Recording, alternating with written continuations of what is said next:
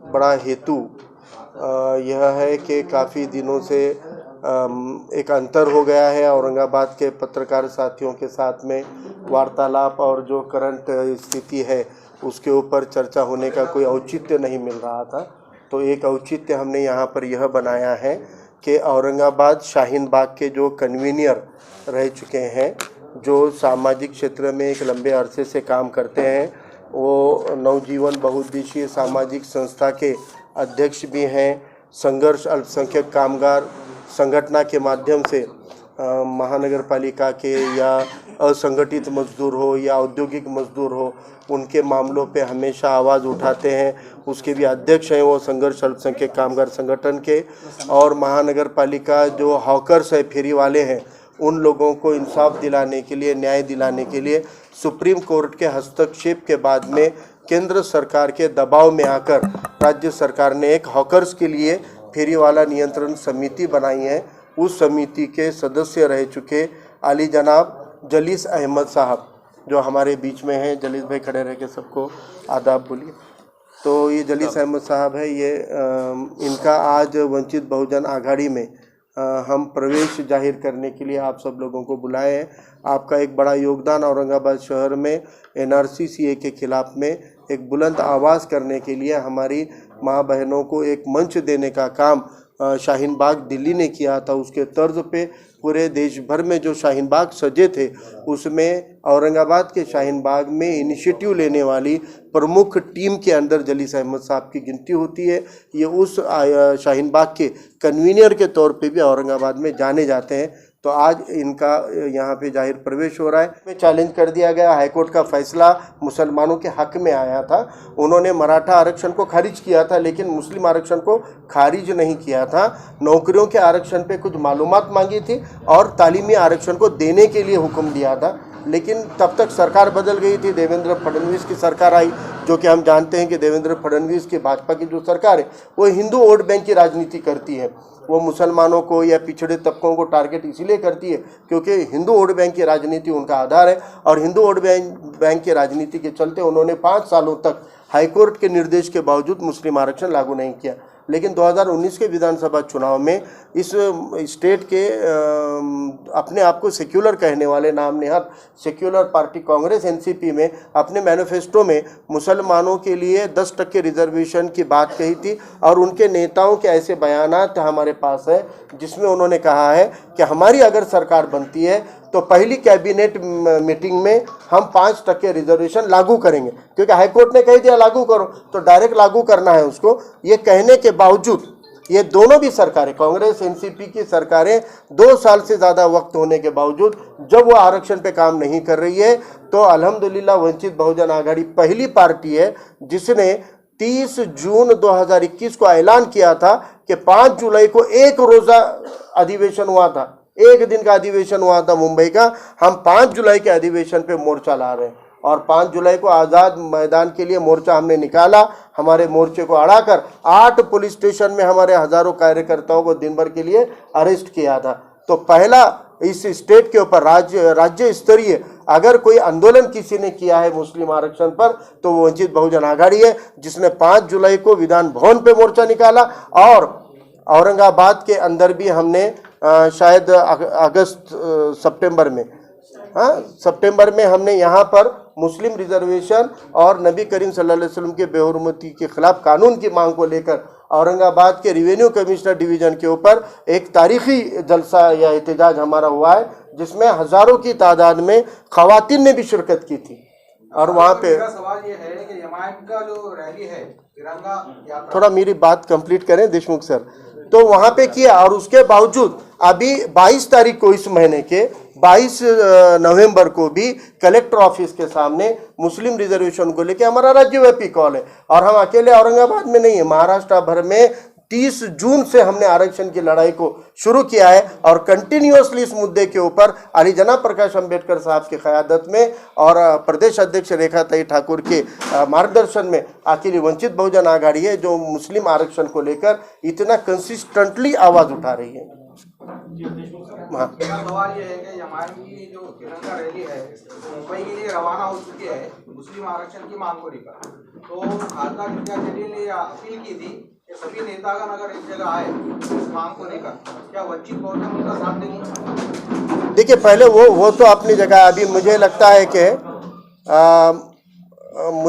है कि अभी रैली, तिरंगा रैली है, देश को आज़ादी के 75 साल हुए उस उपलक्ष्य में रैली है या मुस्लिम आरक्षण के लिए स्पष्टता ना मीडिया कर पाई है और ना ही हमें हुई है। लेकिन अगर ये देश की आज़ादी को लेकर है तो ये सबकी बात है, ये पूरे देश की बात है, पूरा देश इसमें साथ है। और जहाँ तक रही बात मुस्लिम रिजर्वेशन की, तो हम लड़ाई 30 जून को आगाज़ करके 5 जुलाई के एहतजाज से करके हम थोड़ा आगे निकल गए हैं। उनसे विनती है कि वो हमारे साथ आना है तो थोड़ा तेज़ रफ्तार से इस आंदोलन के रास्ते पे आएंगे तो इंशाल्लाह वो हमारे बराबर आ पाएंगे। आपने कहा है कि कांग्रेस से धोखा खाने के बाद में जनता ने अलग अलग विकल्प चुना है। जी, चुना था विकल्प एमआईएम और वंचित जब एक साथ थे, लेकिन जनता को वहां से भी धोखा ही मिला, ज्यादा दिन आपकी युति चल नहीं पाई। देखिए राजनीति एक प्रयोगशाला होती है, हर चुनाव एक प्रयोगशाला होता है, हर चुनाव में नए नए प्रयोग होते हैं। जो डेमोक्रेसी की ये खूबी है कि डेमोक्रेसी में जनता की मानसिकता हर बार एक जैसी नहीं होती है। तो एक प्रयोग ये किया गया था, क्यों ना वंचित बहुजन आघाड़ी के साथ में मुस्लिम तबके भी जुड़े और मुसलमानों का राजनीतिकीकरण हो, ये बाड़ा साहब पहले से बोलते आए हैं। और बाड़ा साहब ने इसी उद्देश्य के साथ में मुस्लिम संगठन और पार्टियों को अपील करके साथ लिया था, जिसमें एमआईएम भी हमारे साथ जुड़ी थी। और हमने वहाँ पर एमआईएम के मना करने के बावजूद, उनके नेता ने मना करने के बावजूद, अली जनाब प्रकाश अम्बेडकर साहब के आग्रह के ऊपर, इसरार के ऊपर, औरंगाबाद में एक लोकसभा सीट लड़ने के लिए हमने आग्रह किया। और आपने देखा कि लोकसभा में 45 लाख से ज़्यादा वोट अकेले वंचित बहुजन आघाड़ी को मिले हैं। और ऐसे माहौल में ये वोट हमने बहुत अच्छे लिए, कई जगह पे हम 2 नंबर पे भी रहे, लेकिन विजयी सीट अगर कोई हुई थी वो औरंगाबाद की हुई थी।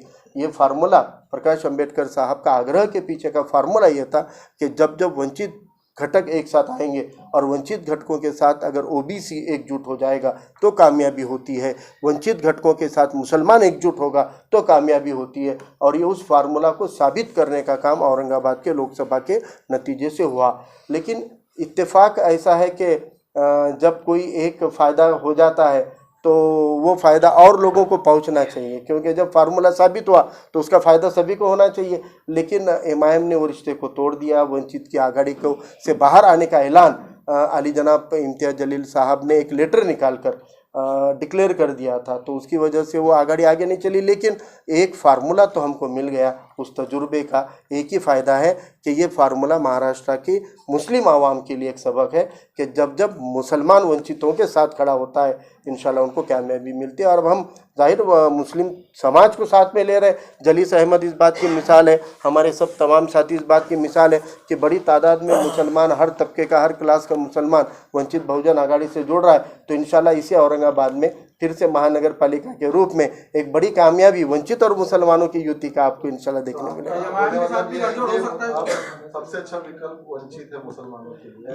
बेशक है। देखो मैं क्या कह रहा हूँ आपको कि एक छोटी सी बात आज एक बहाने से आप लोगों के सामने मैं रख रहा हूँ। महाराष्ट्र के तमाम मुसलमानों ने गौर फिक्र करना चाहिए। इस महाराष्ट्र के 288 में से 80 विधानसभाएं ऐसी है जहां मुसलमान अक्सरियत में होती है, जहां का एमएलए मुसलमान तय करते हैं। लेकिन इसके बावजूद कभी भी महाराष्ट्र के तारीख में आज तक, महाराष्ट्र के 75 साल के आज़ादी के मुल्क के इतिहास में आज तक भी महाराष्ट्र में 11 से ज़्यादा नगर सेवक, 11 से ज़्यादा एमएलए चुन के नहीं आए, जबकि 80 विधानसभा मुसलमान तय करता है कौन हारना चाहिए, कौन जीतना चाहिए। लेकिन हम 11 से ज़्यादा एमएलए चुना कर नहीं ला पाए हैं, 11 से ज़्यादा एमएलए हम चुना के नहीं ला पाए हैं। यानी हमारी तादाद के बावजूद हमारा रिप्रेजेंटेशन नहीं है। और बाबा साहब हमेशा वही कहते थे कि प्रतिनिधित्व अगर मिल नहीं रहा है तो प्रतिनिधित्व को रिजर्व करना पड़ेगा। इसीलिए मुसलमानों की प्रतिनिधित्व और नुमाइंदगी पार्लियामेंट में भी खत्म हो गई, असेंबली में से भी कम है, पहले से ही कम थी, पहले से ही कम है और अब और कम हो रही है। वो भी 11 एमएलए 2009 में चुन के आए थे, 2009 के पहले भी और 2009 के बाद भी 11 तादाद में एमएलए नहीं आए। आज भी हम 10 या उससे कम की तादाद में रहते हैं। तो एक फार्मूला 80 विधानसभा ऐसी है जहां पे अगर पूरे वंचित समाज मुसलमान एक साथ आ जाएंगे तो ये 80 के 80 जगह हम कामयाब हो सकते हैं। इनमें से फिर अब हमको जहाँ जहाँ मुसलमानों को नुमाइंदगी मिलनी चाहिए, आज हम तैयार हैं। हमने तब भी 26 टिकट, महाराष्ट्र की तारीख में कोई राजनीतिक पार्टी नहीं है जिसने 250 से 288 जगह लड़ाई हो और 20 से ज़्यादा टिकट दिए हो। हम चैलेंज करते हैं कि कांग्रेस और एनसीपी युति रहकर, दो पार्टियां नहीं मिलकर भी आज तक 26 बी फॉर्म नहीं दिए मुसलमानों को। अकेले आली जनाब प्रकाश अंबेडकर साहब है जिन्होंने 2019 में 26 बी फॉर्म पे मुस्लिम खड़े किए थे और 4 लोगों को अपना कैंडिडेट के तौर पे, जैसे डॉक्टर गफ्फार कादरी एमआईएम के थे, लेकिन उनको कहा कि ये हमारे कैंडिडेट है, हम यहाँ कैंडिडेट नहीं दे रहे, उनको सपोर्ट किया। तो ऐसे 4 जगह पे हमने सपोर्ट किए थे। तो 30 मुसलमानों को नुमाइंदगी देने वाला, उम्मीदवारी देने वाली एक ही पार्टी है, वो वंचित बहुजन आघाड़ी। गठबंधन का फुटना जो है उसका ठिकरा आप ईमान के ऊपर बोल रहे हैं, जरूरत ही नहीं है। देखो, हाँ बोलिए। के जरिए ऐसे ट्वीट फैलाकर जो मुल्क भर में बेचैनी फैलाने का काम हो रहा है। अब त्रिपुरा के दंगों में भी हकीकी वारदात क्या हुए थे, लेकिन सोशल मीडिया पे क्या पिक्चर खड़ा किया ये आप और हम जानते हैं। जबकि कई ऐसे संगठन हैं, शायद जमात इस्लामी हिंद का भी एक वहाँ पे कमेटी जाकर फैक्ट फाइंडिंग करके आई है। तो एक अलग पिक्चर खड़ा करने का काम जो साजिश हो रही है, ये यूपी के इलेक्शन के लिए मुल्क भर में अगर पोलराइजेशन खड़ा होगा तो ही वहाँ पर योगी की सरकार बचेगी। ऐसे हालात है, वहाँ की आवाम योगी की हुकूमत से, बीजेपी की हुकूमत से तंग आ चुकी है। तो मैं मुल्क भर के सभी सत्ताधारी और विपक्ष के साजिशों का शिकार होने से बचने की अपील मैं यहाँ के मुल्क के शांतता प्रेमी, संविधान प्रेमी तमाम समाज के लोगों से करता हूँ कि राजनीतिक नफरत की सियासत का शिकार बनके अपने शहर, अपने मोहल्ले, अपने एरिया का माहौल ख़राब मत कीजिए। अपने शहर का अमन बरकरार रखना ये एक अच्छे शहरी होने के नाते मेरी आपकी जिम्मेदारी होती है। अब देखिए, जो शिवसेना औरंगाबाद नाम के आगे संभाजी ब्रिगेड, संभाजी नगर बोल के ब्रैकेट में लिखती है, वो शिवसेना यहाँ पे महानगर पालिका में कितने सालों से राज कर रही है। और यहाँ महानगर पालिका में राज करते हुए 3 बार तो सत्ता आ गई शिवसेना की। पहले सेना बीजेपी युति 1 बार आई, दूसरी बार सेना बीजेपी फडणवीस के साथ आई और अब महाआघाड़ी के साथ सेना सत्ता पे है। तो औरंगाबाद के आवाम को, नौजवानों को, युवाओं को ये समझना चाहिए, इनको करना कुछ भी नहीं है, लड़ाना है आपस में लोगों को, ताकि ये 40 साल में सत्ता करते हुए आपको पानी नहीं पिला सके, आपके कचरे का प्रबंध नहीं कर सके, आपको मच्छरों से आज़ाद करके ड्रेनेज का आपका सिस्टम नहीं बना पाए, आपको सड़कें नहीं दे पाए हैं, आपको मार्केट नहीं दे पाए हैं, आपके फेरी वालों के जोन नहीं बना पाए, आपको जो बुनियादी सुविधाएं वो नहीं दे पाए, क्योंकि उन्होंने आपकी आंखों के ऊपर संभाजी औरंगाबाद विवाद की पट्टी बांध दी है। इसलिए आपको रियल इशू नहीं दिखे, ये पट्टी बांधी है। तो मुझे लगता है कि औरंगाबाद की जनता पीने के सादा पानी के लिए भी अगर आज परेशान हो रही है और इनकी राज्य में 3 बार राज्य की सत्ता रहते हुए मनपा में सत्ता रहने के बावजूद ये नहीं दे पाए हैं, इस बार औरंगाबाद की जनता इनके बहकावे का शिकार नहीं होगी। मकसद वंचित में ही क्यों? देखिए, वंचित बहुजन आघाड़ी डॉक्टर प्रकाश अंबेडकर साहब के जो अज़ाइम हैं और जो मुसलमानों के लिए और महरूम तबक़ात के लिए उनकी जो सोच है, उनके पास जो ब्लूप्रिंट है, तो वो मैंने उनके करीब जाने के बाद उनको तफसील से जानने का, पहचानने का मेरे को मौका मिला। उसके बाद जब प्रकाश अंबेडकर साहब से मेरी 23 तारीख को मुलाकात हुई तो उसमें पूरी विस्तार से साहब ने बताया कि भाई मुसलमानों के मसाइल क्या है, उनके हल क्या है। और उस तरह दूसरे पॉलिटिकल पार्टी जो है सिर्फ उनका वोट बैंक बोल के इस्तेमाल कर रही है, लेकिन वंचित के पास उनका पूरा ब्लूप्रिंट तैयार है कि भाई कैसा मुसलमानों के मसाइल और उनका हल दूर करना है। तो ये साहब ने मुझे बताया, जिससे मैं बहुत ज़्यादा मुतासिर हुआ। उसके अलावा जो है कुछ 3 चीज़ें जो है साहब से मैं पहले से जो है ज़्यादा उनसे मुतासिर था, जिसमें था कि आसलम जो बिल साहब ने जो है उसमें असेंबली में पेश किए वो, उसके बाद शाहीन बाग के में जो उन्होंने सपोर्ट किया है NRCCA के ख़िलाफ़ पूरे हिंदुस्तान भर में उन्होंने जो मुहिम चलाए थे वो, और तीसरा औरंगाबाद के नाम को लेकर। तो ये 3 चीज़ें जो है ये मेरी जज्बात से जुड़ी थी। मैं कहीं ना कहीं से औरंगाबाद का होने के नाते जो है औरंगाबाद के नाम को लेकर, और CNRC का होने के नाते जो है शाहीन बाग का मैं जो कन्वीनियर था उसके नाते, और एक मुसलमान होने के नाते आसलम की शान में जब भी गुस्ताखी करेंगे तो उसकी सज़ा क्या होना चाहिए कुछ, इसलिए मैं साहब से मुतासिर हुआ। साहब ने आवाज़ उठाई तो मेरा ये अखलाकी फ़र्ज़ बनता कि मैं साहब का सपोर्ट करूं, जो मेरी कम्युनिटी के लिए, मेरे कौम के लिए आवाज़ उठा रहे। तो मैं अपने नज़दीक ये समझता कि मेरा फ़र्ज़ है कि मैं साहब का सपोर्ट करूं और उनके जो हक़ की आवाज़ है वो लोगों में, मेरी कम्युनिटी में पहुंचाऊं। आपका नाम? मेरा नाम अहमद जलीस अशफाक अहमद।